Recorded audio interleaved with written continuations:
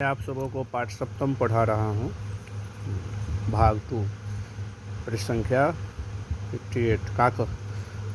फिर कौवा कहता है कोयल के उस जवाब के बाद, रे परभृत, रे दूसरों पर आसीत, यदि तव संततिम न पालयामि तर्हि कुत्र स्यु पिका। अगर मैं तुम्हारे संतानों को नहीं पालूं तो फिर कोयलें कहाँ से आएंगी।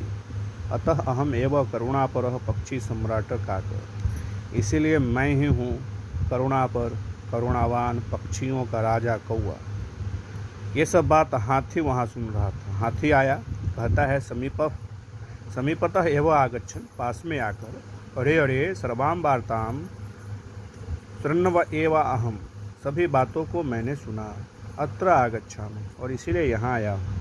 अहम विशालकाय, मैं बहुत बड़ा शरीर वाला हूँ, बलशाली ताकतवर हूँ, पराक्रमी भी हूँ। सिंह वा स्यात् अथवा अन्य कोऽपि, सिंह हो या कोई भी दूसरा हो, वन्य पशुन तु तुदंतम जंतुम अहम स्वशुंडेन पोथयित्वा मारिष्यामि। जो वन्य पशु को मारेगा उसको मैं अपने सूंड से पकड़ कर मारूंगा। किम अन्य को अप्य अस्ति एतादृशः पराक्रमी, क्या कोई दूसरा है ऐसा पराक्रमी। अतः अहम एव योग्य वनराज पदाय, इसीलिए मैं ही सर्वथा योग्य हूँ वनराज के पद के लिए। अब बंदर कहता है, अरे अरे एवं बा शीघ्रमेव गच्छस्यापि उच्छम विधुयो वृक्षोपरि आरोहति। अरे अरे एवं बा, वो उतरा और शीघ्र में वह बहुत जल्दी गजस्यापि, हाथी के भी पूँछ को खींचकर पेड़ पर चढ़ गया। गजम तो वृक्ष में वह स्वसुंडेनम आडोलयितुम इच्छति, परम बानस्तु कुदीर्त्वा अन्य वृक्षम आरोहति।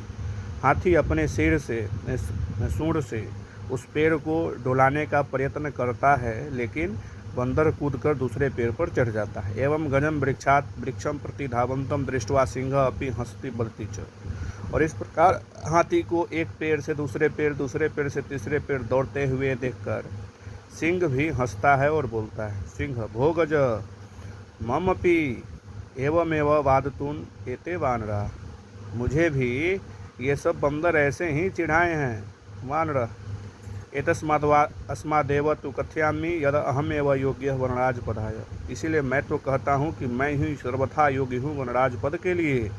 जेन विशालकाय पराक्रमिणम भयंकरम चपि सिंहम गजम व पराजेतुम समर्था, जो बड़ा भारी शरीर वाला और सिंह हो या हाथी हो उसको पराजित करने में समर्थ है। अस्माकं जाति, हमारी जाति, अतः वन्य जंतूनां रक्षायै वयमेव क्षमा, इसलिए वन्य जंतु की रक्षा के लिए हम सक्षम हैं। एतत् सर्वं श्रुत्वा नदी मध्ये एकाः बकः, यह सब सुन रहा था नदी के बीच में अवस्थित एक बगुला। अब उससे भी रहा नहीं गया, आया और बोला, अरे अरे मां विहाय कथमन्यः कोऽपि राजा भवितुमर्हति। ओहो, मुझे छोड़कर कोई दूसरा राजा होने में सक्षम है।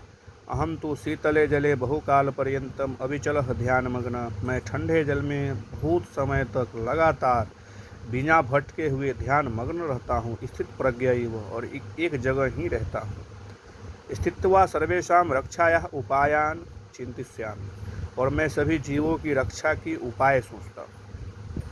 योजनानां निर्मीय च स्वसभायां विविधम अलंकृवानै, और सभी योजना को बनाकर जंतुभिश्च, सभी जंतुओं के साथ मिलकर रक्षोपायान क्रियान्वितवान, रक्षा का उपाय करते हैं। अतः अहमेव वनराज पद प्राप्तये योग्य, इसीलिए मुझे ही वनराज का यह प्राप्त पद मिलना चाहिए और मैं सर्वथा योग्य हूँ।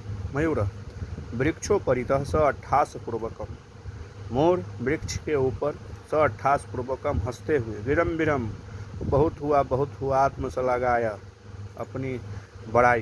किम न जानासि यत, कौन नहीं जानता है, यदि न स्यान नरपति समंग्य नेता ततः प्रजा अकर्णधारा जलधो विपल्लवेते नैरेभि।